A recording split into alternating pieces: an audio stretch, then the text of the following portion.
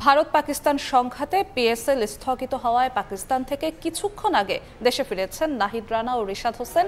এই মুহূর্তে শাহজালাল আন্তর্জাতিক বিমানবন্দরে আছেন রিপোর্টার তামিম হোসেন। সরাসরি যাচ্ছি তার কাছে। তামিম,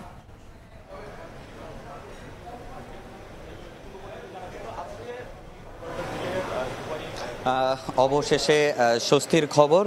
কিছুক্ষণ আগেই কিন্তু আসলে রিশাদ হোসেন এবং নাহিদ রানাকে বহন করা যে বিমানটি সেটি কিন্তু আসলে বাংলাদেশে এসে পৌঁছেছে। আসলে আমরা যেমনটা জানি ভারত পাকিস্তানের যে সংঘাত, ওই সংঘাত কিন্তু আসলে একটা ভয়াবহ রূপ ধারণ করেছে। তো সেই হিসেবে আসলে আমরা বাংলাদেশের যারাই আছেন তারা কিন্তু আসলে এই দুই ক্রিকেটারকে নিয়ে অনেক বেশি দুশ্চিন্তায় ছিলেন। এছাড়া আমরা যদি বলি দুইজন ক্রীড়া সাংবাদিকও কিন্তু সেখানে ছিলেন। তাদের সাথে কিন্তু আমরা সর্বক্ষণিক যোগাযোগ রেখেছি এবং আমরা জানার চেষ্টা করেছি যে আসলে এখন বর্তমান পরিস্থিতিটা কি। কারণ আসলে যেই সংঘাতের সৃষ্টি হয়েছে, আমরা যেমনটা জানি যে আসলে বেশি দুশ্চিন্তা যেই জায়গাতে যেটা হয়েছে যে সবচেয়ে যে নাহিদ রানার ম্যাচটা হওয়ার কথা ছিল সেই দিন কিন্তু আসলে স্টেডিয়াম এলাকায়, রাওয়ালপিন্ডির স্টেডিয়াম এলাকায় কিন্তু ড্রোন হামলা হয়েছে। তো সেই হিসেবে তারপর থেকে কিন্তু বিদেশি ক্রিকেটার সবাই কিন্তু আসলে অনেক বেশি দুশ্চিন্তার মধ্যে ছিলেন। এছাড়া রিশাদ হোসেন, নাহিদ রানা তাদের সঙ্গে কিন্তু বিসিবি সর্বক্ষণ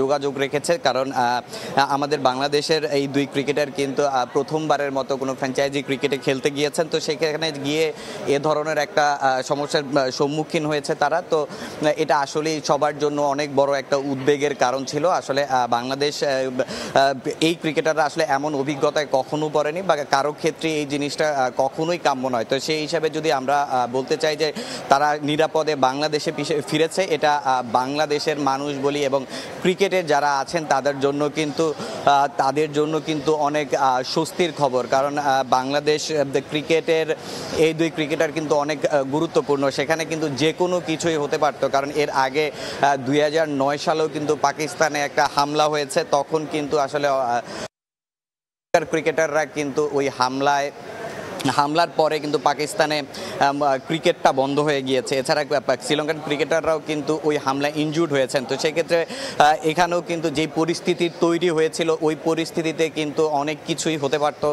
বাংলাদেশের ক্রিকেটাররা।